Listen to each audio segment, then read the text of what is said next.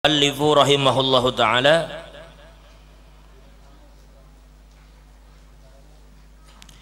Al-Thalithah ja'alahum ummatan wasata wa min khasa'isi hadhihi al-ummati al-marhumah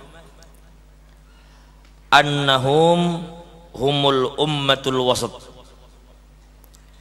dan di antara khususiat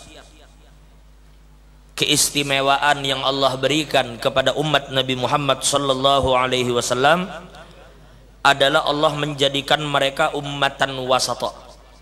Nanti di pertengahan pembahasan ini beliau akan menjelaskan apa yang dimaksud dengan ummatan wasata. Ya, kalau bahasa guru-guru bahri di Banjar sini umat nang pertengahan, maksudnya orang-orang yang adil. Tapi lebih jelasnya nanti akan dijabarkan langsung oleh muallif. Wa annahum humus syuhada'u 'alan nas binassil Qur'an wa kadzalika ja'alnakum ummatan wasata litakunu syuhada'a 'alan nasi wa yakuna ar-rasulu 'alaikum syahida. Dan Allah menjadikan mereka sebagai saksi atas sekalian umat manusia. Jadi umat-umat Nabi Bahari, kitalah yang akan menjadi saksi bagi mereka kelak di hadapan Allah. Sebagaimana disebutkan di dalam Al-Quran, wa kadzalika ja'alnakum ummatan wasata, dan ujar Allah, kami jadikan kalian, maksud kalian itu kita umat Nabi Muhammad, ummatan wasata, yaitu umat wasata. Karena kita katakan umat wasata itu apa maknanya? Litakunu syuhada 'alan nas, agar kalian kelak menjadi saksi bagi sekalian manusia. Wa yakuna ar-rasul 'alaikum syahida, dan Nabi Muhammad yang akan menjadi saksi bagi kalian. Jadi kita saksi bagi seluruh manusia, dan Nabi Muhammad yang akan menyaksikan kita, yang akan menjadi saksi bagi kita di hari kiamat. Wa qad jaa dzikru hadhihi al-manqabah wal khususiyati fi asna'il kalami 'anil qiblah, dan telah disebutkan keistimewaan dan khususiat yang diberikan kepada umat Nabi Muhammad ini di dalam pembahasan kiblat yang Allah katakan dalam Al-Quran. Nanti disebutlah khususiat ini di dalam ayat tersebut. Kama qala Maula Ta'ala, sayaqulu as-sufaha'u minan nasi ma wallahum an qiblatihim allati kanu 'alaiha qul lillahil masyriqu wal maghrib yahdi man yasha'u ila siratim mustaqim. Thumma qala ba'daha wa kadzalika ja'alnakum ummatan wasata. Seperti yang pian tahu, dulu Nabi Muhammad itu, beliau itu ingin sekali agar kiblat itu dipindah dari Masjidil Aqsa menuju Masjidil Haram. Tapi Nabi kada berucap. Cuma karena Nabi itu kayak melihat ke langit, karena harapan Nabi di dalam hati, mudah-mudahan kiblat ini kada lagi ke Masjidil Aqsa tetapi diarahkan ke Baitullah. Ya Allah jawab, qad nara taqalluba wajhika fis sama. Kesimpulannya terjadilah perpindahan kiblat dari Masjidil Aqsa menuju Baitullah.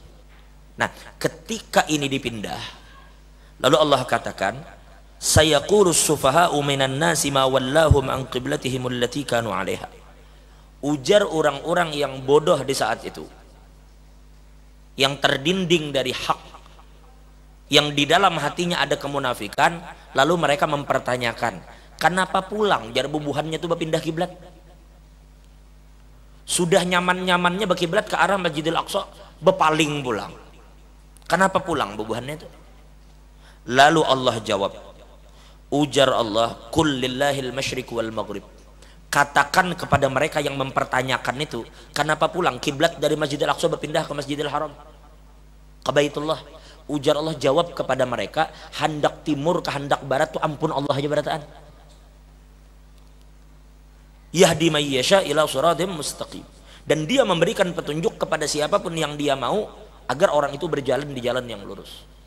Jadi kalau aku jar Allah memindah, misalnya nih lah, Allah pindah ke India, terserah Tuhan. Allah pindah ke Amerika, terserah sirine, itu urusan Allah. Pada akhirnya ketika kita diarahkan berkiblat ke Masjidil Aqsa, kada di situ juga Tuhan. Ketika kita diarahkan ke Baitullah, kada di situ juga Allah Ta'ala. Cuma di sini menunjukkan kepatuhan kita terhadap perintah zat yang kita sembah. Nang kita sembah Allah, lalu Allah mau uji, suruh Allah berpindah kiblat, mau gak ada kita? Kita menyembah Masjidil Aqsa, kami menyembah Allah Ta'ala kah? Kita menyembah Baitullah, kami menyembah Allah Ta'ala kah? Bukan susunan batu itu yang kita sembah, tetapi kita sembah yang menuju Baitullah itu karena kita menjunjung tinggi perintah Allah. Allah yang menyuruh kita untuk berkiblat ke situ, kita gawi. Tapi disitulah Allah Ta'ala, oh jelas saya kada, subhanahu wa ta'ala aniz zamani wal makan, maha suci Allah, yang Allah itu tidak terkungkung oleh waktu dan tempat. Jangan pernah membayangkan Allah itu berhajat kepada tempat dan waktu. Wahasilul amr, kesimpulan dari apa yang kita bicarakan adalah annahu qad kana sallallahu alaihi wasallam yastaqbilu fil madinatil munawwarah baital muqaddas ay baital maqdis. Dulu Nabi Muhammad itu menghadap ke Baitul Maqdis. Jadi Nabi di Madinah sholat menghadap Baitul Maqdis. Wa kana yuksiru du'a wal ibtihal ay yuwajjaha ila al-ka'bati allati hiya qiblatu Ibrahim alaihi salam. Tetapi bersamaan dengan itu Nabi berharap, meminta dan berharap kepada Allah. Nah, ibtihal itu bahasa kita lebih dari sekedar berdoa. Itu ibtihal. Lebih dari sekedar berdoa. Kesungguhan di dalam meminta. Itu ibtihal namanya. Coba pian lihat, kadang Habib Umar itu kan bila berdoa sampai kadang-kadang nang mendengar doa itu sampai menjerit karena meresapi doa dan permintaan. Nah, itu doa yang semacam itu namanya ibtihal.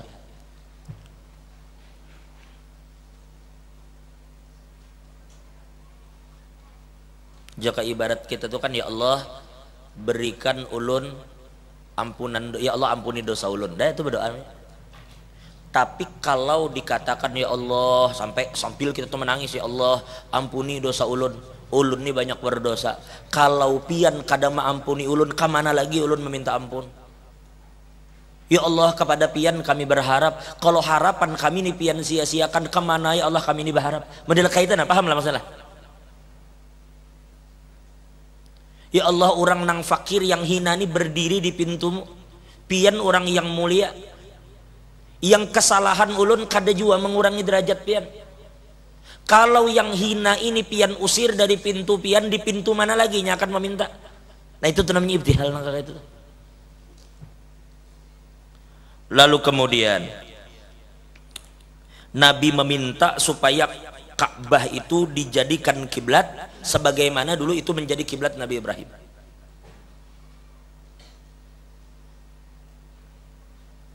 Fa ujiba ila dzalik wa umira bitawajjuh ila al-baitil atiq, maka semua keinginan Nabi itu diperkenankan oleh Allah dan akhirnya Allah memerintahkan Nabi untuk mengarahkan kiblat beliau ke Baitullah.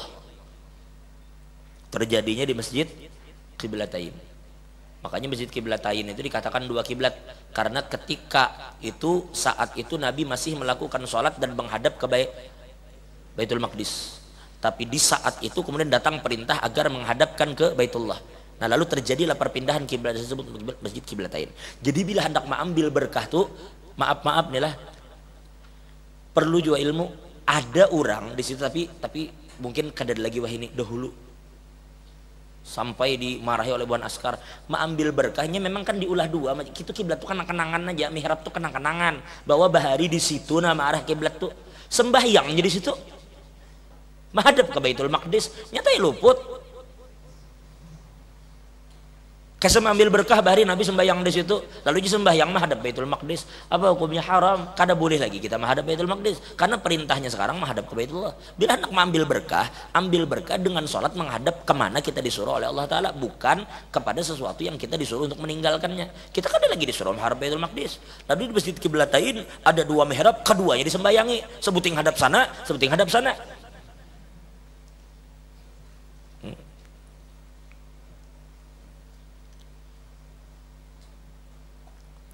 Walamma waqa hadha tahwil, manakala terjadi perpindahan kiblat ini, hasala li ba'din nasi min ahli an-nifaq wal raib wal kafarati min al-yahud irtiyabun wa zayghun 'anil huda wat takhabbut wa syaqqun. Ketika terjadi proses perpindahan kiblat dari Masjidil Aqsa ke Masjidil Haram, maka orang-orang yang memang dari awal ragu dengan risalah yang dibawa Nabi, begitu juga orang-orang yang kafir dari kalangan Yahudi dan orang-orang munafik, maka timbullah di dalam hati mereka berbagai macam keraguan-raguan. Wa zayghun 'anil huda, dan mereka itu berpaling dari petunjuk yang telah diberikan. Petunjuknya jelas Masjidil Haram, inya berpalingnya kada mau mengumpati itu. Wat takhabbut wa syaq, dan kemudian kalau bahasa kita tuh, mereka ini hatinya melawan atas apa yang diputuskan oleh Allah Ta'ala, dan kemudian tumbuh keraguan-raguan di dalam hati mereka, apakah benar itu perintah Allah Ta'ala. Kan orang munafik, orang kalau kita beriman kepada Nabi, apa yang Nabi sampaikan itu gawi, selesai urusan. Jangan banyak mempertanyakan apa yang Nabi suruh, karena dasar di dalam agama ini kan salah satunya iman.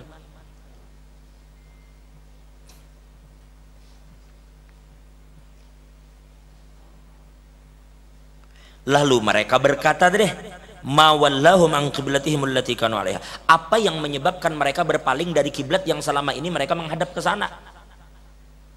Ya dijawab Allah Ta'ala, qulillahil masyriq wal maghrib, katakanlah kepada mereka, hendak barat ke hendak timur itu ampun Allah aja semua.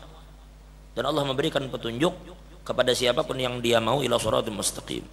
Tsumma bayyana lahum annahu kama an'ama 'alaihim bil hidayah ila shiratal mustaqim kadzalika an'ama 'alaihim bi an ja'alahum ummatan wasata. Nah, kemudian dijelaskan sebagaimana Allah telah memberikan nikmat kepada mereka dengan hidayah kepada shiratal mustaqim, begitu juga Allah memberikan nikmat kepada mereka dengan menjadikan mereka sebagai ummatan wasata. Nah, lalu di sini dijelaskan apa maksud wasat. Wal wastu aidan huwal khattul mustaqim wat tariqul mustawi. Dan yang dimaksud dengan wasat itu adalah garis yang lurus dan jalan yang tidak berbelok-belok. Jalan lurus saja. Sirat itu berbeda dengan sabil. Sirat itu bisa digunakan untuk jalan yang sangat besar. Shiratul mustaqim ini cuma satu, tapi dia sangat besar. Nah, lalu kemudian ada disebut ulama sebagai sabil, subul. Subul ini adalah jalan-jalan yang kecil, yang berbeda-beda setiap jalan, tetapi semuanya ini tujuannya sama, menyampaikan kepada shiratul mustaqim. Paham lah itu kira-kira? Shiratul mustaqim itu satu jalan yang lurus dan tidak bercabang, tidak ada kelok-kelok kanan kiri, nya lurus saja. Tetapi untuk menyampaikan orang kepada shiratul mustaqim ini ada subul, ada banyak jalan. Nah, makanya dalam Al-Quran dikatakan, walladzina jahadu fina lanahdiyannahum subulana. Jadi jalan-jalan menuju Allah itu banyak, tapi muara dari semua jalan ini pasti arahnya ke shiratul mustaqim.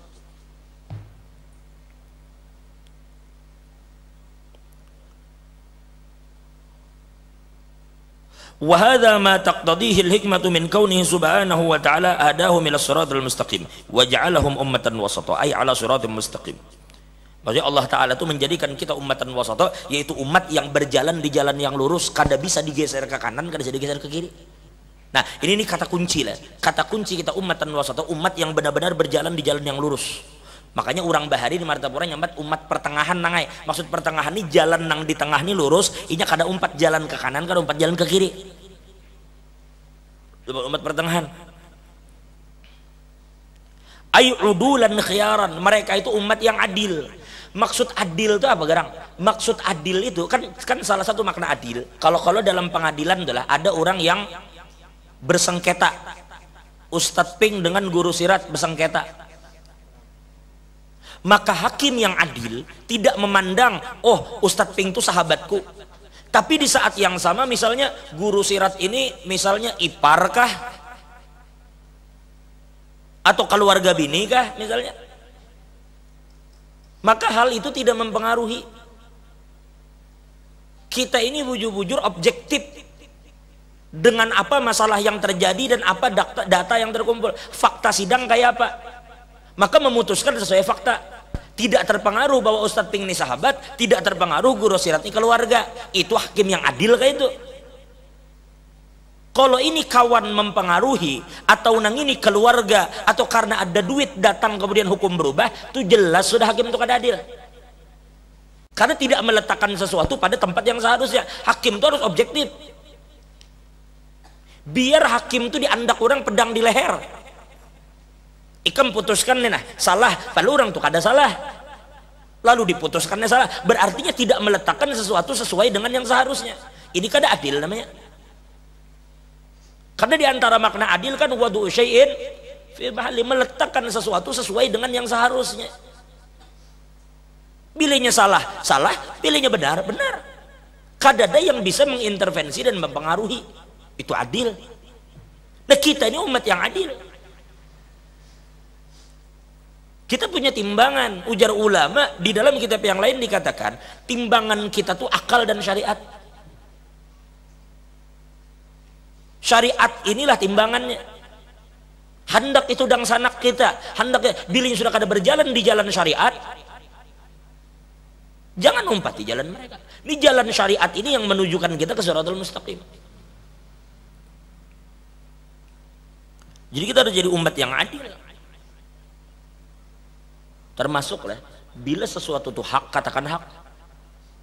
Jangan karena kemudian bila sesuatu batil katakan batil. Jangan karena orang yang melakukan yang batil itu orang yang dekat dengan kita, lalu kita cari-carikan sesuatu yang membenarkan kebatilannya itu. Kada adil kita. Jangan karena orang nih kita kada suka, padahal melakukan sesuatu yang benar, tapi kita kada suka dengannya, kita cari-cari sesuatu yang akan menjatuhkannya. Kada boleh juga begitu kita. Objektif, makanya kita tuh mencintai atau membenci orang itu karena Allah. Bukan karena pribadinya. Kita ketujuh atau kada ketujuh. Aku kada ketujuh lawan orang itu. Kenapa? Karena yang hukum Allah dilanggarnya. Lawan orangnya zolim. Harta orang dirampasnya. Maka kita kada suka karena melakukan kemungkaran itu. Tapi jika di kemudian hari inya bertaubat, inya berubah dan menjadi baik, maka kada ada alasan lagi bagi kita untuk kada menyukainya. Bila kita tetap kada suka, maka kita terjebak dengan kebencian terhadap pribadi, bukan lagi benci dan senang karena Allah Ta'ala.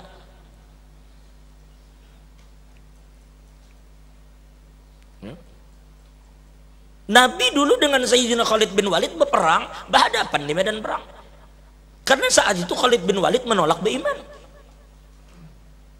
Abu Sufyan itu pimpinannya dalam perang Uhud. Semua dedengkot dan gembong-gembong perang Uhud itu semua berhadapan dan dari awal berniat membunuh Nabi. Mana Nabi hadapi mereka? Pedang lawan pedang. Tapi Nabi tidak benci dengan pribadinya karena mereka menolak yang hak, mereka menolak kebenaran yang Nabi bawa. Nabi hadapi mereka dengan pedang. Seandainya mereka terbunuh satu, ya terbunuh. Tapi apa yang terjadi? Ternyata hampir semua pentolan perang Uhud, mulai Abu Sufyannya, mulai istrinya Hindun, mulai kemudian siapa lagi? Ikrimah bin Abu Jahal, kemudian siapa lagi? Kemudian Sayyidina Khalid bin Walid. Itu mereka semua akhirnya memeluk, termasuk Wahsy yang menombak Sayyidina Hamzah. Pian tahu kah Wahsy itu? Wahsy itu ketika menombak Sayyidina Hamzah, Wahsy itu ikut perang Uhud. Tugasnya satu aja, ini ada 4 perang melawan orang. Ini cuma ditugaskan untuk membidik Sayyidina Hamzah. Sayyidina Hamzah itu mudah diketahui ciri-cirinya karena beliau itu ada riwayat mengatakan membawa bulu burung dan diletakkan di dadanya. Ada orang bila bertemu dengan ini menghindar orang. Kalau Wahsy memang dicari-carinya, tapi Wahsy itu pun kada berhadapan langsung. Inya mengintai mulai jauh dengan lembingnya, dengan tombaknya. Begitu Sayyidina Hamzah bertempur melawan orang, kada ada satu pun orang mendekat kecuali ditebas oleh Sayyidina Hamzah. Maka Wahsy mencari-cari kesempatan di tombaknya, pas Sayyidina Hamzah itu tembus tombak itu dari perut menuju ke belakang. Terbunuh Sayyidina Hamzah itu, kemudian dibelah lagi perut Sidin, datang Hindun, dikunyah pulang jantungnya, hatinya dikunyah. Nah ini yang Nabi Muhammad itu biar di dalam riwayat Nabi itu mengangkat tangan saking sedihnya dengan yang terjadi dengan Sayyidina Hamzah.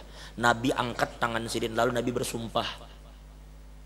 Ujar Nabi, kalau suatu saat aku Allah takdirkan berperang lagi dan aku menang menghadapi mereka, maka aku akan perlakukan mereka dengan sesuatu yang tidak pernah dilakukan oleh siapapun. Tunggu jangan Nabi waktunya. Tapi kemudian ada Allah menurunkan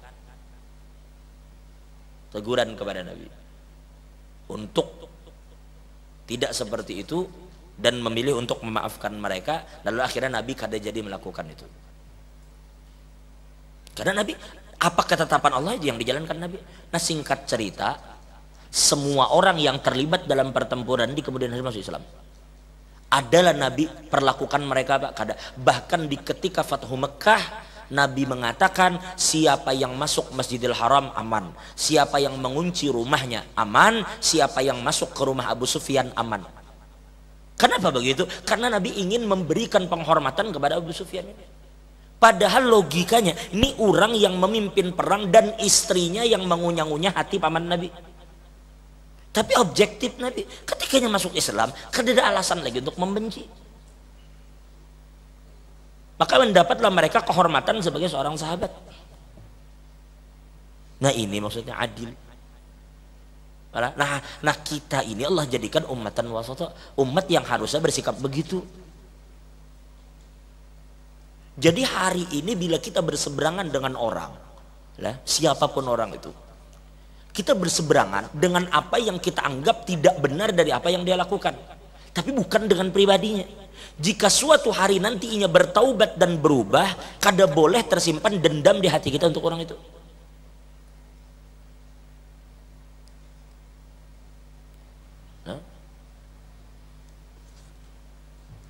Nah itu kita umat yang adil.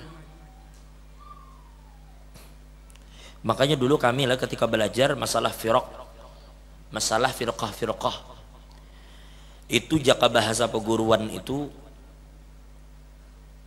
ibaratnya tuh hendak membaca firqah tertentu tuh jadi orang netral, lo bahasanya gitu tuh.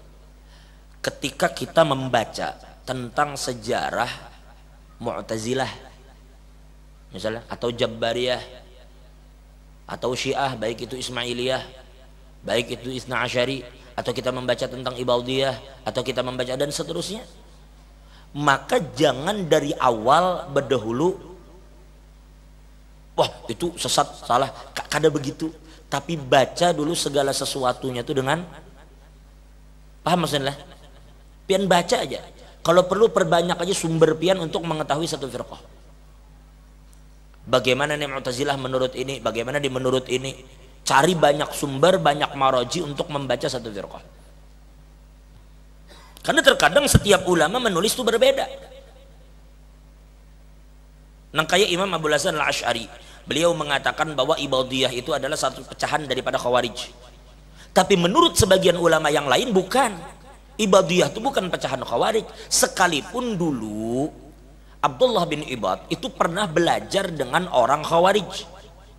Tapi di kemudian hari beliau memisahkan diri dari gurunya.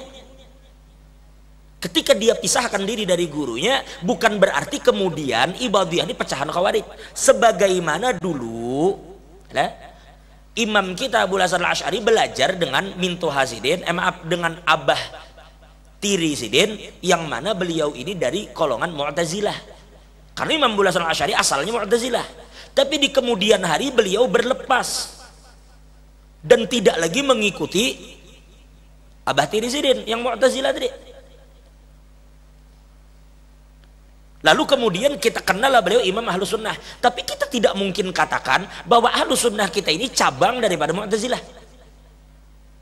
Hanya karena Imam Abul Hasan dulu pernah mengikuti Mu'tazilah, bukan berarti kemudian ketika beliau mendirikan satu sekte baru misalnya, lalu sekte itu adalah cabang dari Mu'tazilah. Oh, kada itu juga Abdullah bin Ibadiyah. Tidak berarti mereka adalah cabang dari Khawarij. Ya tergantung di mana kita membaca. Intinya perbanyak aja membaca sesuatu itu sumber dibanyaki. Kita hendak membaca misalnya mencari tahu tentang apa sih Mu'tazilah, apa sih Jabariyah, 20, 30 buku kita baca tentang itu, masih ada banyak 30 buku itu. Nah, kita membaca tentang sejarah tahun 65. Siapa sih sebenarnya yang terlibat?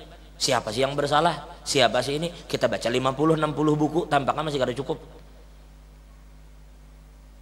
Paham? Jadi perbanyak saja membaca dan bertanya. Lalu karena dengan izin Allah, Allah akan menampakkan di hati pian sesuatu yang terang, yang hak tuh hak, yang batilnya kadang kalau ditutupi. Meskipun terkadang mulut pian kadang bisa mengungkapkan, tapi hati pian akan peka dan merasa.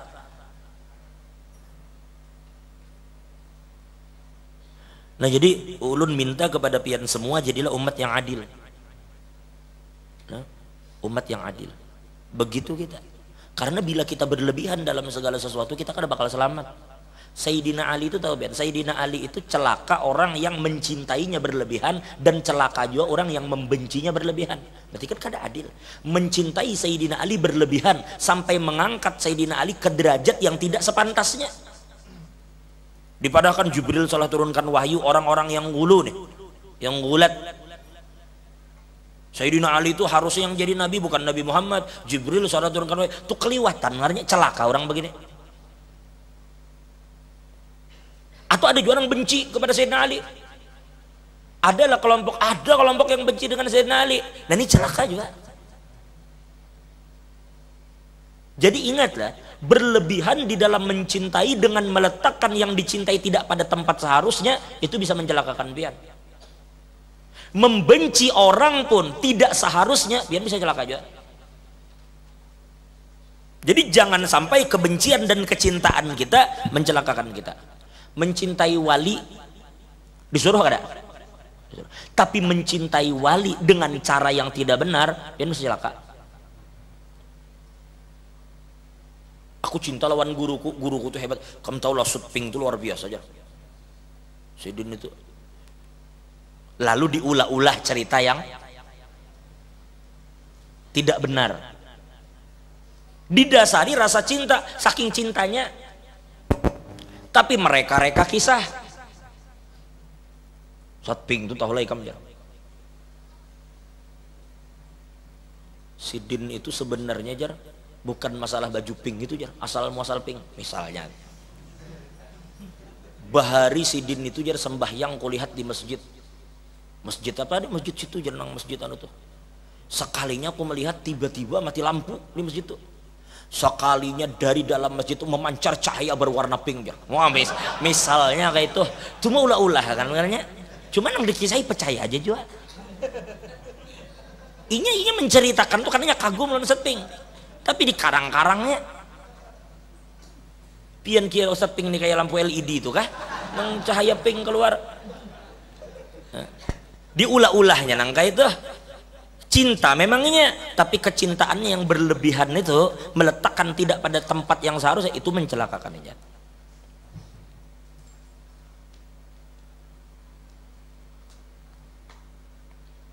Jadi harus adil kita.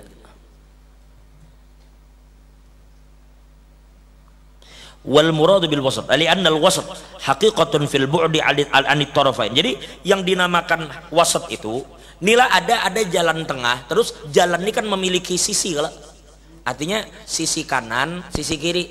Jika ibarat jalan tol tuh ada pagar kanan ada pagar kiri. Nah yang dimaksud dengan wasat itu al bu'd anit tarafain, kada parak lawan pagar itu, kada juga parak lawan pagar sana, iya di tengah ngarannya. Nih ulun berduduk sini nah, ulun ini jauh dari dinding situ, jauh juga dari situ. Lamun ulun terlalu dekat ke situ, tuh kada udul, kada wasat ngarnya. Berarti cenderung ke sana. Kalau ulun terlalu parak ke situ, kada wasat juga ngarnya. Nah kita ini wasat berada di tengah-tengah.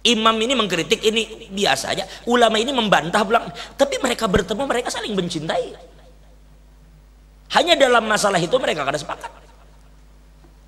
Itu biasa. Jangan kemudian kita nang murid ribut. Paling selamat kita kada usah masuki ranah khilaf mereka situ. Kalau itu terlalu tajam, kita perlu ingat bahari waktu sekolah. Ujar abah, bila ikam sekolah, satu izin pesanku, salah satunya abah menyampaikan, aku jasirin ikam, aku jar abah mengirim ikam sekolah ke Martapura itu belajar. Itu ingat dulu. Ujar abah, aku mengirim ikam sekolah untuk belajar, bukan mengurusi urusan peguruan. Maksudnya, kalau kita mendengar atau melihat guru ini dengan guru kita dengan guru, kita harus masuki ranah itu. Paham maksudnya lah? Guru ini nah berbeda pendapat. Guru ini, lalu perbedaan pendapat itu cukup tajam. Itu biar di antara mereka. Salim li ahlillah fi kulli mushkilin ladaika ladihim wadihun bil adillah. Kita ini datang belajar, bukan mengurusi urusan peguruan. Belajar aja jujur. Itu yang perlu diingat. Jar abah satu di antaranya yang abah sampaikan waktu itu, satu jangan mendustai peguruan. Kayak apapun. Waktu ulun pertama kali sekolah, itu waktu ulun sekolah ke Darul Ilmi malah abah nyampaikan tuh. Waktu ulun sekolah ke Darul Ilmi. Waktu itu abah waktu ke Darul Ilmi itu bertemu lawan Darul Ilmi itu ada namanya Kamawi. Ujar abah menyampaikan ke Kamawi waktu itu ujar abah, guru ulun serahkan anak ulun ini sepenuhnya. Zahiran wa batinan. Artinya pian didik aja kayak apa, pian ulun serahkan sepenuhnya zahir batin. Jadi ibaratnya seandainya satu ulun dipukul, kada harapan kau badu juga rumah. Seandainya ulun dihukum kayak apakah? Jaka ibaratnya, tapi karena mungkin juga peguruan memukul barangan. Seandainya juga tuh dipukul-pukul misalnya, kada bakal juga bermanfaat ulun belapor ke rumah itu kada ada manfaatnya. Karena abah sudah katakan ini anak ulun sudah serahkan sepenuhnya zahiran wa batinan. Bahkan apalagi berucap jarabah kalau memang nyanu gue pukul aja kada pak. Mau yuk kayak itu. Pukul aja ada pak. Nah itu satu. Lalu begitu keluar dari situ lalu abah madahi ujar abah yang pertama, aku jabah bepandir lawan ikam, satu jangan mendustai peguruan apapun urusannya, jangan mendustai peguruan satu. Aku jadi kada peduli ikam di itu ibarat besusum balit itu urus itu kita ngaran kekanakan tuh wajar aja nakal di satu sih. Cuma satu jangan pernah mendustai peguruan. Bila sampai kita terdustai peguruan hati-hati. Kada bakal bermanfaat ilmu kita tuh. Itu jangan dustai peguruan. Makanya kekanakan nang pintar tuh hendak keluarnya, hendak keluar, hendak muyak sekolah kalau lawasan, anda izin bulik, guru aja palut ulun sakit, tapi sambil dikibitnya, dikibitnya set pengen parut, guru aja parut ulun sakit emang dikibit, kan kepintaran dia murid kada berdustanya kan, ada berdusta, emang sakit dikibit, guru parut ulun sakit panah ajar, berkibit maka gancang menungibit parut. Jangan dustai guru. Yang kedua yaitu tadi jangan umpat campur lawan apapun yang terjalin guru. Artinya jangan i'tirat kita lawan guru. Itu yang perlu ingat. Habis itu apa kada banyak pesan dia. Kada banyak pesan. Cuma dua tuh nang di anu barar. Jangan dustai, jangan i'tirat dan jangan mencampur urusan guru. Selebihnya kada dengan pandir tapi dengan praktek dengan hal. Jadi ulun sekolah itu ada satu pelajaran yang ulun ingat sampai ini. Kita sekolah bahari kan anum juga, masih umur belasan juga. Sekolah bahari masih umur belasan juga. Sawat aja tuh nang menemui nang zaman selawar gubur tuh sawat juga, cut bray itu sawat juga. Jadi waktu sekolah bahari itu handak juga kayak orang betopi. Yang zaman betopi nang jaket jempor aja bahari. Ada masanya nang masa-masa distro masih anuannya bahari bila bong tuh tahu juga kita bahari. Jadi rupanya bahari itu saat pingai pokoknya bila sudah sandal konvers gagah muha habis saya sandal aja konvers bagagah muha. Yang kita bingung bahari muha dengan sandal tuh hubungannya apa? Gara-gara sandal All Star itu aja lalu begagah muha. Jadi waktu itu kita menelpon mulai Martapura,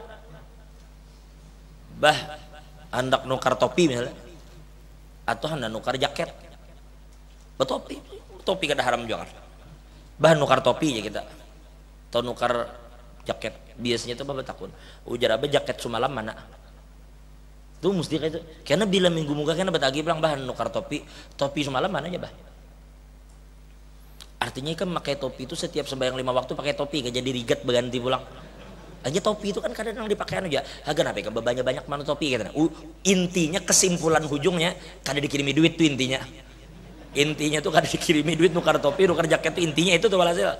Bari. Betul iya kayak itu Bang Bari. Kecuali memang tapi rasanya kada pernah nukar. Itu tuh paling dari duit kiriman tuh disisihkan. Mon bi istilah makanya lu kada bisa lagi minta duit nukar topi itu nukar jaket dahulu. Nah, tapi dulu bila ulun nelpon, "Bah, hana nukar kitab anu." Jadi bapak takun berapa harganya sekian langsung dikirimi duitnya. Kada ditakuni anu kada berapa harganya sekian langsung dikirimi. Nah, akhirnya hari ini ulun pahami semua topi dan jaket yang bahari ulun nukar sebiji-biji kada ada lagi wah ini. Di manakah jaketnya wah ini? Di manakah topinya? Ada lagi? Asli kada ada lagi. Itu seping bisi lah bahari sandal Converse. Salawar gobor bisi lah bahari. Ada lah masih salawar gobor ya. Hilang salawar gobor kada ada lagi. Nang pendeng beduri bisi lah bahari. Jangan pura-pura kada bisi nah. Bisi. Ada kalau pendeng beduri bahari. Pendeng bemonel bisi juga bahari.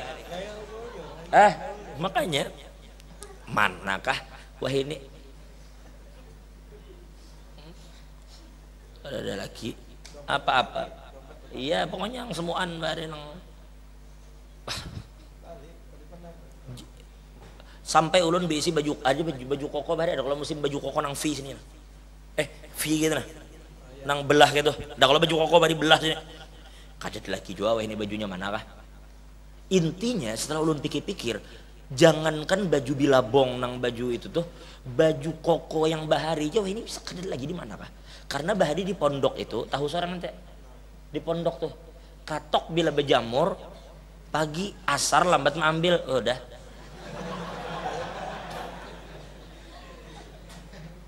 termasuk sandal.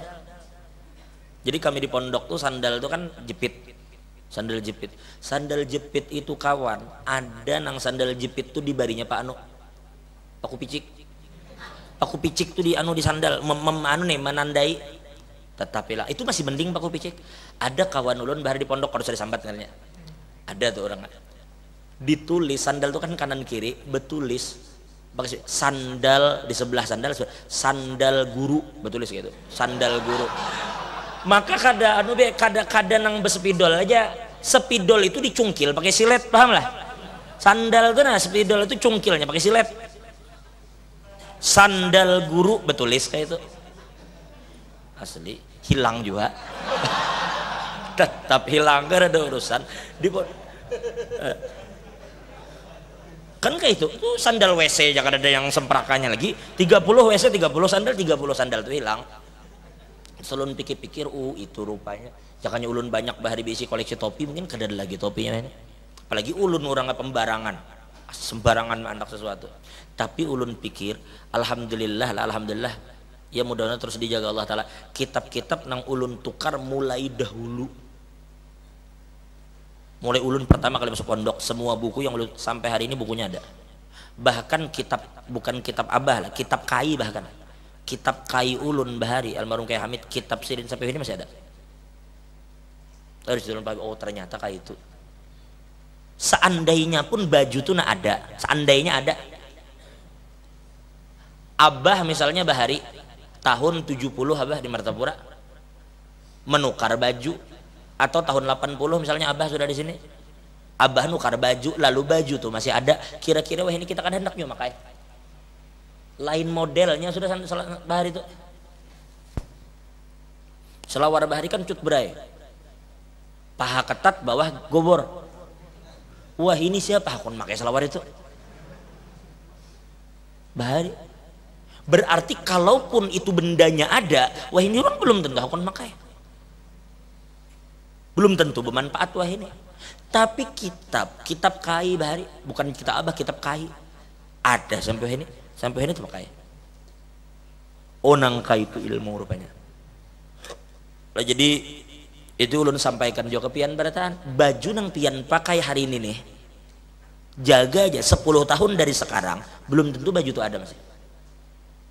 10 tahun dari sekarang belum tentu baju itu ada. Tapi kitab-kitab nang pian pegang itu sekarang, pian mati dimasukkan orang dalam kubur, kitabnya kan dimasukkan orang ke kubur, tetap ada di rumah, tergantung anak cucu jalaga kun baca atau kada.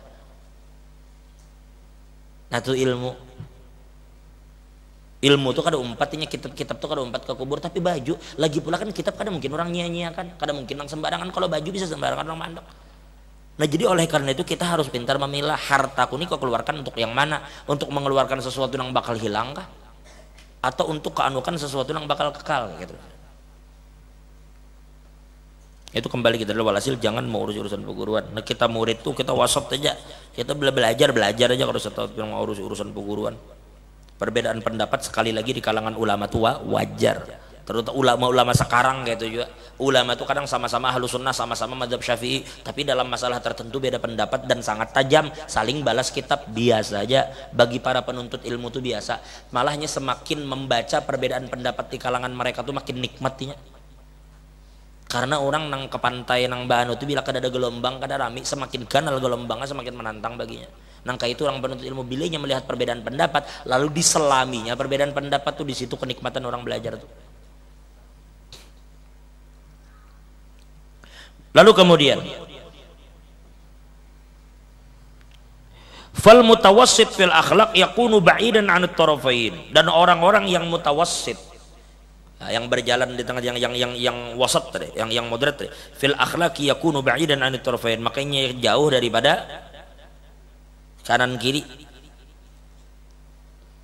Fakana mu'tadilan fasilan, dan inya akan menjadi orang yang mu'tadil dan fasilan, inya menjadi batas yang membedakan antara sana dengan sana.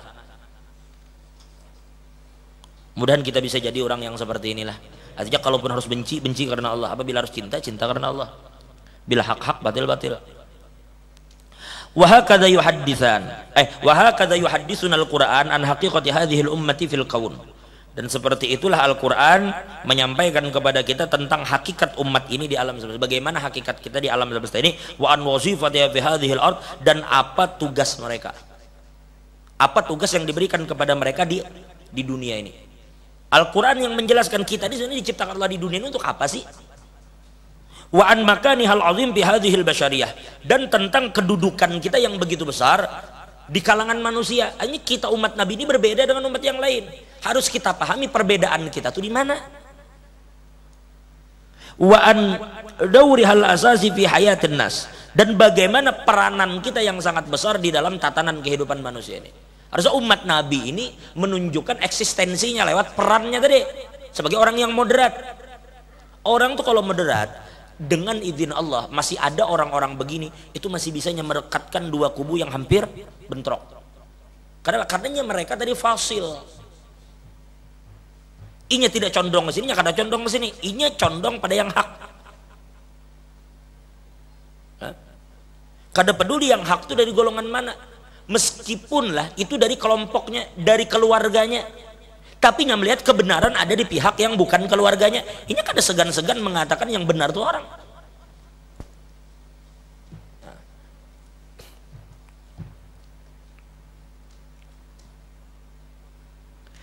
Mimma yaqtadi an takuna laha kiblatuhal khassah, maka yang demikian itu kemudian menuntut bahwa mereka itu memang tampaknya perlu memang memiliki kiblat yang khusus, wa syakhsiyatuhal khassah, dan personalitas yang kepribadian yang khusus, wa dzatiyatuhal mustaqillah, dan personality yang mustaqil, artinya memiliki kemandirian, personality.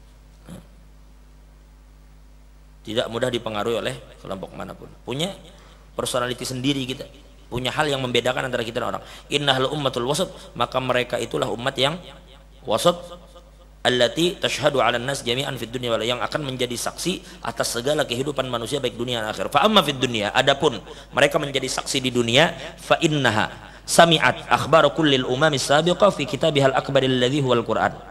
Karena mereka itu mendengar semua cerita tentang umat-umat bahari lewat Al-Quran. Bila kita ditanya tentang kaum Samud, tentang kaum Ad, kita tahu apa yang mereka lakukan terhadap nabinya. Kayak apa Bani Israel itu mendustakan para nabi. Kita tahu, kita bertemu kah? Kada bertemu. Cuma kita dapat kabar itu dari Quran. Jadi kita tahu apa yang terjadi bahari dengan umat-umat dahulu itu karena Quran memberitahu. Au an nabiyil Mustafa sallallahu alaihi wasallam fi maja'anhu. Atau inya mendapat kabar itu dari mulut Nabi. Nabi yang sampaikan, jar Nabi ada umat anu bahari begini, maka kita dengar cerita itu, maka kita tahu ceritanya dari Nabi kita. Fatasma'u akhbarul usah wal muti'in, dan mereka juga mendengar tentang cerita orang-orang yang bahari bermaksiat lawan Tuhan, orang-orang yang taat begini, wal musaddiqin wal mukadzibin, orang yang membenarkan, orang yang mendustakan para nabi, wa jazaa'a kullin, dan bagaimana balasan yang diterima oleh masing-masing mereka. Wa tasma'u akhbarul anbiya wal mursalin, dan mereka juga mendengar bagaimana riwayat-riwayat, hikayat-hikayat, cerita-cerita para nabi dan rasul, wal awliya was salihin, dan para awliya dan salihin, wa a'malihim wa jihadihim wa tadhiyatihim, dan mereka mendengar bagaimana amal mereka, bagaimana jihad mereka, bagaimana pengorbanan mereka, wa ma laqau min anatin wa ta'abin wa masyaqqah, dan mereka juga mendengar cerita tentang apa yang didapatkan oleh orang-orang bahari dari berbagai macam derita, kesulitan, tantangan hidup, dan perkara-perkara yang tampaknya sulit di dalam kehidupan mereka. Tsumma tubdi ra'yaha fihim, lalu kemudian mereka menyatakan bagaimana pendapat mereka terhadap umat-umat yang bahari. Wa tazinu qimatahum wa tasawwuratihim, dan kemudian mereka menimbang bagaimana nilai mereka yang dahulu itu, dan kemudian menilai juga tentang pandangan-pandangan yang ada pada orang bahari. Lalu kita nilai itu, wa taqalidahum wa sya'aratihim wa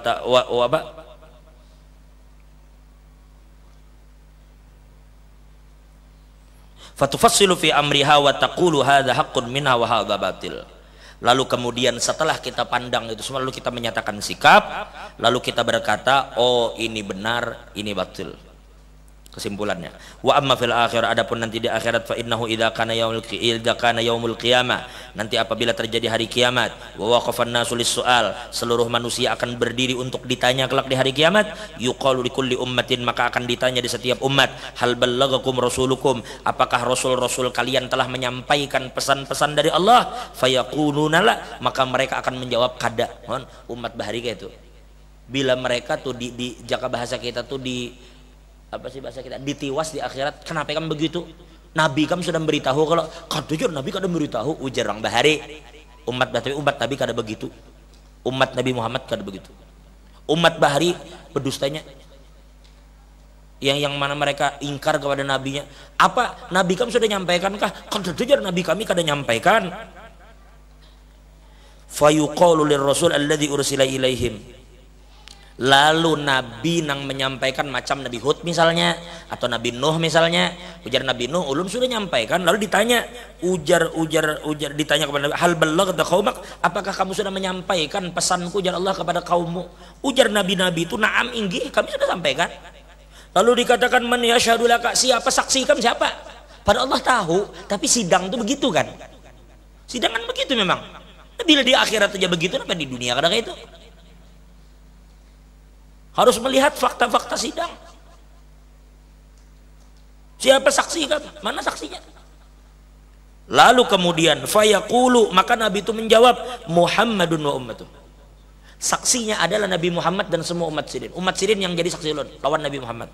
Lalu dikatakan fayud'a Muhammad wa ummatuh, maka dipanggillah Nabi Muhammad, begitu juga umat beliau. Fayuqalu lahum, maka ditanya mereka itu, hal ballagha hadza qaumahu, apakah Nabi ini sudah menyampaikan kepada kaumnya peringatan-peringatan dari kami? Fayaquluna na'am, maka umat Nabi Muhammad serentak menjawab, inggihi Allah, Nabi ini sudah menyampaikan. Padahal di mana kita bertemu Nabi Musa?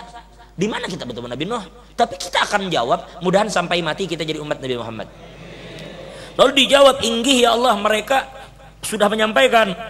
Fayuqalu lahum, maka dikatakan kepada mereka itu, kepada umat Nabi, wa ma ilmukum, dari mana ikam tahu Nabi itu sudah menyampaikan? Ditanya kita, tapi kita santai aja. Di mana yang kita tahu bahwa Nabi itu sudah menyampaikan? Jangan berbisa-bisa ikam, jangan bahasa kita. Di mana kamu tahu? Lalu umat Nabi serentak menjawab, ja'ana nabiyyuna fa akhbarana annar rasul qad ballagu. Karena nabi kami Muhammad telah menyampaikan kepada kami bahwa semua nabi sebelum beliau telah menyampaikan semua pesan-pesan dari Allah dan tidak ada satupun yang mereka sembunyikan. Lalu turunlah kemudian fadzalika qaulu ta'ala, dan inilah makna perkataan Allah, wa kadzalika ja'alnakum ummatan wasata, ay ummatan wasata. Nah, ini kita. Jadi alhamdulillah, segala puji bagi Allah yang telah menjadikan kita umat Nabi Muhammad. Mudah-mudahan hidup mati sampai di hari kiamat kita benar-benar Allah jadikan sebagai umat Nabi Muhammad. Kita mendapatkan kemuliaan ini kita kada minta waktu lahir, tapi ini karunia Allah kepada kita dan dijaga bujur. Kada ada kelebihan yang lebih besar daripada titel yang pian sandang saat ini sebagai umatnya Nabi Muhammad sallallahu alaihi wasallam. Mudahan kita bisa selalu rukun sesama umat Nabi Muhammad, saling menolong, saling membantu sesama umat Nabi Muhammad. Jangan dikotak-kotaki oleh suku, jangan dikotak-kotaki oleh suku, jangan dikotak-kotaki oleh suku. Jangan dikotak-kotaki oleh partai, jangan dikotak-kotaki oleh ormas, jangan dikotak-kotaki oleh apapun. Umat Nabi ini jangan berkotak-kotak, jadi satu semuanya. Wa'tasimu bihablillahi jami'an wa la tafarraqu. Jangan dipecah-pecah umat Nabi ini. Kita ini model isyarat lah, datu bahari sekolah di Mekah. Beliau tuh berempat serangkai itu. Datu Kalampayan ini, Datu Kalampayan itu kan dari Pulau Kalimantan, mewakili Pulau Kalimantan. Syekh Abdul Wahab Bugis menantu Datu Naka itu kaitan antara orang Banjar orang Bugis. Datu Kalampayan itu menantu sih dia orang Bugis. Menantu sih orang Bugis. Namanya Abdul Wahab Bugis. Abdul Wahab Bugis kawin lawan Datu Syarifah kan, melahirkan 2 anak. Ya kalau 2 anak yaitu Datu Fatimah dengan Muhammad Yasin. Datu Fatimah anak Datu Muhammad Yasin ini kirat kada berketurunan. Abdul Wahab Bugis ini mewakili Pulau Kalimantan waktu Pulau Sulawesi. Pulau Sulawesi. Lalu ada lagi sahabat Datu namanya Abdus Samad Palembang, mewakili Sumatera. Ada pulang sahabat Datu namanya Abdurrahman Masri Al-Jawi, mewakili Pulau Jawa. Jadi 4 pulau ini, Kalimantan, Sulawesi, Jawa, Sumatera, mereka bahu membahu, tolong menolong, saling sahabat, saudara dunia akhirat, menuntut ilmu di kota Mekah, saling mengunjungi ketika berada di Nusantara. Nangka itu umat Nabi Muhammad. Kayak apa dulu suku Aus dengan Khazraj disatukan oleh Nabi Muhammad. Jadi jangan lagi bertikai hanya karena masalah-masalah yang kada harus dipertikaikan. Nabi sudah menyatukan umat ini berdarah-darah kesian. Nabi Muhammad itu mengorbankan segala-galanya supaya umat sidin bersatu. Lalu kita pecah-pecah, itu kayak apa hati Nabi kesian? Bilanya pian becakut sesama umat, kesimpulannya siapa nang sakit hati kalau bukan Nabi? Melihat umat tuh becakut, umat nang dikehendaki sidin. Bahkan Nabi sudah berwasiat dengan muntung sidin, dengan mulut sidin. Nabi bersabda, ujar Nabi, kunu ibadallahi ikhwana, jadilah kalian semua hamba Allah yang saling bersaudara antara satu dengan yang lain. Lah kita ini kan dikatakan kalbunyani yashuddu ba'duhum ba'd. Kita ini seperti bangunan saling menguatkan antara satu dengan yang lain.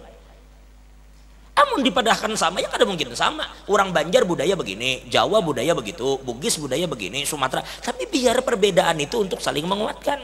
Ini rumah ulun alhamdulillah, majelis ini kada semuaan batu, tapi kada semuaan juga kayu. Di rumah ini ada kaca, ada kayu, ada batu, ada semen, ada banyu, ada gipsum, semua tuh berkumpul aja, lalu nyaman ke jadinya satu bangunan. Oh kada terbayang lamun batu semua kayak apa rumahnya? Kada mungkin pulang mun rumah pasir semua. Ada komponen-komponen yang saling merekatkan sehingga menjadi satu bangunan yang bisa menaungi siapapun. Nah kayak itu Nabi mengatakan kita ini kalbunyan, kayak bangunan. Bahkan di riwayat lain dikatakan kal jasadil wahid, seperti satu tubuh. Satu sakit yang lainnya sakit, mestinya kan begitu. Satu sakit yang lain sakit. Umat Nabi begitu. Nah, adanya majelis-majelis kita seperti ini menyadarkan kita, memang katakan ini majelis Al-Anwarul Bahiyah ini.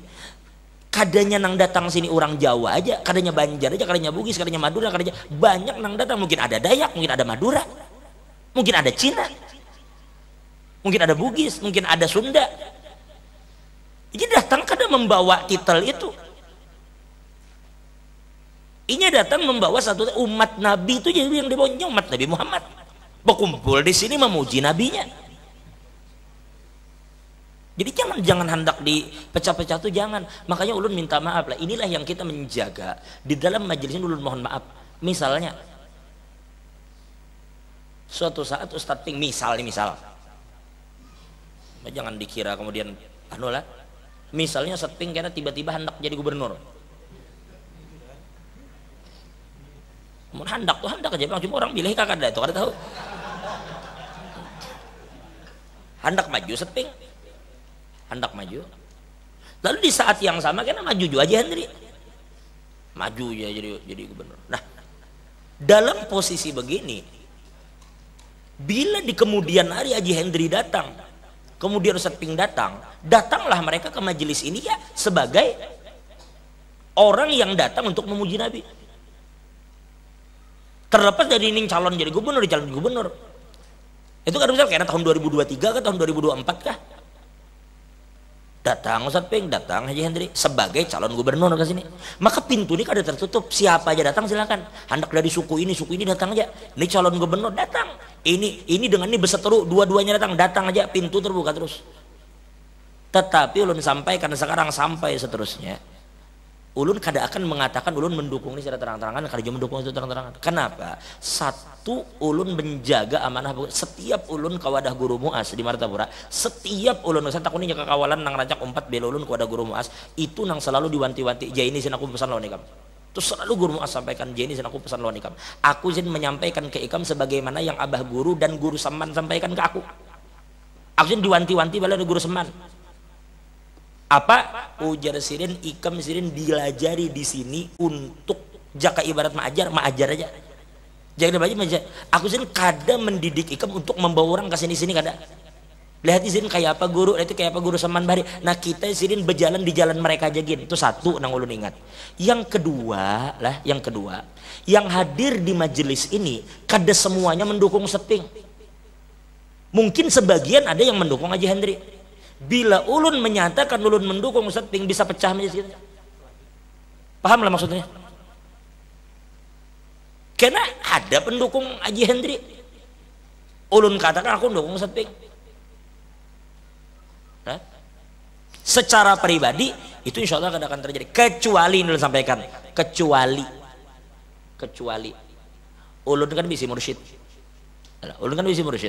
bisi peguruan. Kalau peguruan itu secara sharih mengatakan Ahmad Jaini ikam dukung dan bantu si anu, baru ulun akan dukung dan bantu.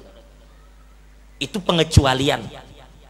Lah, itu pengecualian. Kalau itu terjadi, mereka yang perintahkan itu lain ceritanya. Karena apabila mereka sudah memerintahkan itu murabbi kita, maka ketika kita berada di hadapan murabbi, kita mestinya berlaku kal mayyit baina yadayil ghasil, seperti mayat di hadapan pemandian. Itu lain ceritanya, itu lain babnya. Paham itulah. Tapi tampaknya ulun pikir kada terjadi Bang, insya Allah itu. Tapi kalau itu terjadi, jangan heran kalau itu terjadi. Karena ulun ingat jar almarhum Gus Dur, ujar almarhum Kiai Abdurrahman Wahid, Allah yarhamu rahmatal abrar. Ujar almarhum Gus Dur, saya ini jar sirin punya guru, saya ini punya mursyid. Itu Gus Dur berucap, saya punya guru. Jadi jangan pian kira meskipun Gus Dur dengan segala pemikiran beliau yang subhanallah yang masya Allah itu, tetapi beliau berkata dan menegaskan, ujar beliau, saya punya guru yang seandainya guru saya itu memerintahkan saya masuk ke dalam api yang berkobar, saya masuk. Itu Gus Dur. Masih ada sampai sekarang rekaman videonya. Kalau saya sirin diperintahkan guru saya itu, mursyid saya untuk masuk ke dalam api yang berkobar, saya masuk. Benar mikir gitu lah. Nah jadi itu maksudnya menyampaikan kepian. Jadi di majelis ini sekali ulun mohon maaf, makanya ulun saya sampaikan. Ini ulun Ustadz Ping kan sekarang bakawan nih. Ustadz Ping di sini hadir di majelis. Karena suatu hari meskipun Haji Hendri di sini nih, Bakawan ditanya ulun sampaikan dulu Haji Hendri. Kalau suatu saat Haji Hendri kena tiba-tiba hendak jadi DPR kah, hendak jadi wali kota kah, hendak jadi gubernur kah, ulun sudah meminta lawan kawan-kawan di area majelis kita ini dari batas di sana sampai jangan ada atribut-atribut pilkada di sekitaran majelis ini. Bila hendak memasang di Karangpaci, di Tapian silahkan dibandang saja. Tapi untuk sekitaran Amun Kawa jangan ada atribut-atribut itu. Bisa dipahami itulah.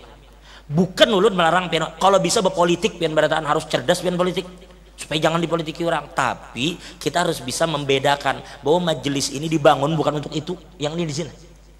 Tapi kalau ulun membicarakan, memberitahu pian hati-hati, jangan memilih orang dolim, jangan memilih orang yang culas, jangan memilih orang itu jelas disampaikan terus karena bakal ulun kada sampaikan, ulun akan sampaikan. Tetapi ma'anu ABCD itu sementara tampaknya kada ke arah situ.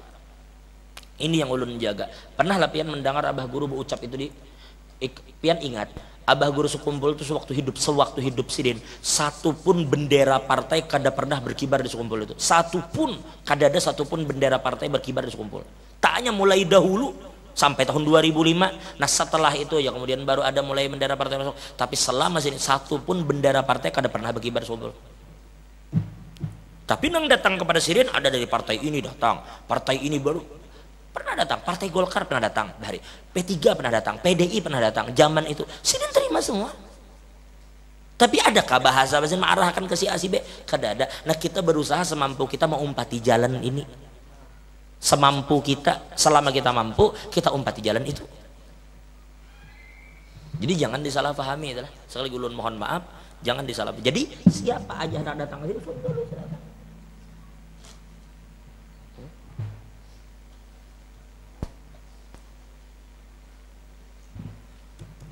mudah-mudahan difahami dan kada jadi fitnah. Haji Hendri misalnya, anggota majelis ya, jamaah juga, atau Badarudin misalnya, atau si Udin atau Cahyo misalnya jadi dewan. Nah, karena di sini misalnya jadi dewan, lalu kemudian dipasang di sini, tetap kada. Tapi mun ulun bang nang jadinya. Ayah pak, ndak ulun pasang rumah ulun juga, mudahan janganlah, nggak harus sakit. Ulun ndak jadi DPR bah.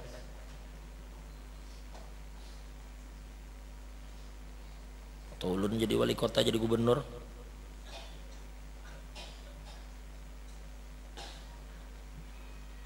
Selain anunya, lain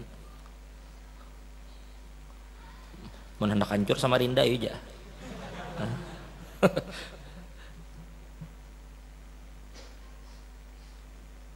Cuma kita lah masalah siapa itu tuh rahasia ulun aja. Tapi bukan berarti kemudian dalam pilkada tuh pian kira ulun kada milih. Ulun kada pernah golput, ulun pilih. Anak bini ulun, anak belum kan bini ulun padahi. Kemudian ulun beri pandangan ke bini atau orang-orang nang parak nang memang minta pandangan. Kita sekedar anu pandangan aja kan wajar ya kalau ada pandangan tertentu atau ada misalnya pendapat tertentu. Itu antara ulun bini ulun misalnya atau misalnya sepupu ulun nang anu gitu. Tapi untuk ranah lain kada. Memilih kita coblos. Nah, apapun yang kita coblos jika ternyata kita memiliki pemimpin kena apakah itu gubernur kita, apakah itu bupati kita, apakah itu presiden atau kayak apapun, nah, setelah orang itu terpilih, entah itu orang yang pian dukung atau kada, entah itu yang pian coblos atau kada, tetap di dalam sholat pian, di dalam khutbah atau di setiap kesempatan kita doakan mereka mudah-mudahan selalu diberi petunjuk dan dibimbing oleh Allah Ta'ala. Karena pemimpin itu apabila rusak, habis rusak sealaman. Kalau baik sealaman. Makanya kalau kada khilaf ujar Imam Ahmad, kalau kada khilaf Imam Ahmad bin Hambal atau siapa kira di antara para salaf kita ujar sidin, seandainya umurku tinggal beberapa detik lagi, seandainya nih umurku tinggal beberapa detik, aku cuma sempat meminta satu doa, niscaya zin aku akan meminta kepada Allah supaya Allah memperbaiki dan memberi petunjuk kepada pemimpin saat ini gitu. Kenapa? Karena ujar zin apabila aku berdoa itu dan kabul, maka orang banyak yang akan mendapatkan manfaatnya. Jadi siapapun orang itu, apakah yang pian coba atau kada, jangan pernah lupa untuk mendoakan, karena kita kada tahu kapan doa pian itu kabul. Orang tuh misalnya pian pandang kada pas, kelakuannya kada pas, kebijakannya kada pas dalam pandangan pian, maka pian kalau pian merasa pian terzalimi, apalagi pian dizalimi pian, maka boleh jadi satu doa pian kabul. Pian terzalimi kan.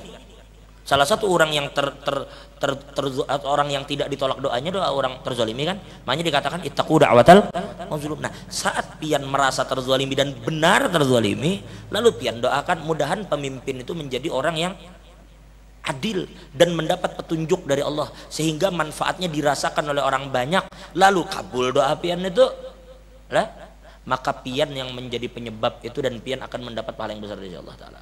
Jadi terus kita meminta doa kepada Allah Ta'ala. Mudahan siapapun pemimpin kita, kalau mereka benar, mudah-mudahan kebenaran mereka itu dijaga dan terus diberi petunjuk oleh. Tapi kalau mereka tidak benar, kalau mereka melakukan hal-hal yang tidak benar atau zalim kepada rakyatnya, mudah-mudahan Allah Subhanahu wa Ta'ala memberikan petunjuk kepada mereka, membimbing mereka. Kalau mereka memiliki niat buruk, maka mudah-mudahan niat buruknya dihancurkan oleh Allah dan diganti dengan hal-hal yang baik dengan itu, karena Allah Ta'ala wa ma dzalika 'ala Allah bi'aziz, itu kada sulit bagi Tuhan. Nabi Muhammad bahari ketika berdoa memintakan supaya salah satu dari masuk Islam. Nah, ternyata kemudian Sayyidina Umar yang tadinya anak bunuh Nabi masuk Islam. Lihat kebaikan yang terjadi. Sayyidina Umar kayak apa jadi pemimpin yang adilnya luar biasa. Bahkan lawan pembantunya naik kuda, naik unta itu bergantian. Ketika orang di Masjidil Aqsa itu kada mau menyerahkan Aqsa kecuali kepada Sayyidina Umar langsung. Lalu Sayyidina Umar dengan hadam sirin tulak beunta. Sesampainya di sana kebetulannya setiap sekian kilo bergantian naik. Ikam naik, aku Sayyidina Umar nang manunya membawa untanya. Karena sekian kilo bilang aku naik, ikam bawa. Nah kebetulan pas giliran di Masjidil Aqsa, pas giliran pembantunya nang naik. Jadi orang salah kira, dikira orang nang di atas nih Umar. Lalu Umar nang bawa. Ini padahal orang ini yang adil ini, yang sangat adil ketika mimpin. Ini orang tadinya membawa pedang nang bunuh Nabi. Asli nang bunuh Nabi. Tapi itulah doa. Kita kada tahu petunjuk di mana, kayak itulah kita diajarkan oleh para ulama kita. Dan seraya kita mendoakan seluruh habaib kita mudahan dijaga oleh Allah. Seluruh ulama kita juga mudah-mudahan selalu dijaga oleh Allah. Dimanapun mereka berada, mudah-mudahan mereka selalu dijaga dan dipelihara oleh Allah. Para habaib kita, para ulama kita, begitu juga para pemimpin kita, mudah-mudahan mereka selalu dibimbing oleh Allah. Mudah-mudahan diberikan kekuatan dan keteguhan oleh Allah untuk berjalan di jalan yang benar. Nah, memutuskan segala sesuatu sesuai dengan keridhaan Allah SWT. Dan mudah-mudahan mereka bisa menjaga diri dari orang-orang yang menginginkan keburukan. Siapapun misalnya ada orang berniat kada baik, membisikkan yang kada baik kepada pemimpin kita, mudahan pemimpin kita diberikan kekuatan oleh Allah Subhanahu wa Ta'ala untuk bisa memimpin kita dengan adil sesuai dengan apa yang ditetapkan oleh Allah dan Rasulnya. La hadhihi niyah wa ala kulli man wa bi sallallahu hadratin nabi al-Fatihah. A'udzu billahi minasyaitonir rajim. Alhamdulillahi rabbil alamin arrahmanir rahim maliki yaumiddin iyyaka siratal mustaqim siratal ladzina an'amta 'alaihim ghairil maghdubi 'alaihim waladdallin. Amin.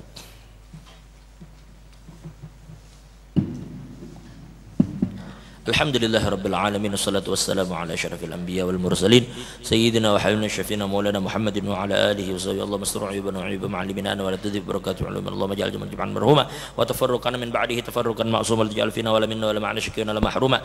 Allahumma hafadh habaibana Allahumma hafadh habaibana Allahumma hafadh habaibana khususan li sayyidina al-habib Muhammad Rizik bin Syihab wa ja'awani. Allahumma hafadhhum bihifdzik wa hmihim bihimayatik wa rahmatika ya arhamar rahimin. Allahumma hafadh habaibana wa ulamana wa umarana wahdihim birahmatika ya arhamar rahimin. Rabbana zalamna anfusana illam taghfir lana wa tarhamna lanakunanna minal khasirin. Rabbana atina fid dunya hasanah wa fil akhirati hasanah wa qina adzabannar. Sallallahu ala sayyidina Muhammad wa ala ali sayyidina Muhammad. Alhamdulillahirabbil alamin. Taqabbalallahu minkum.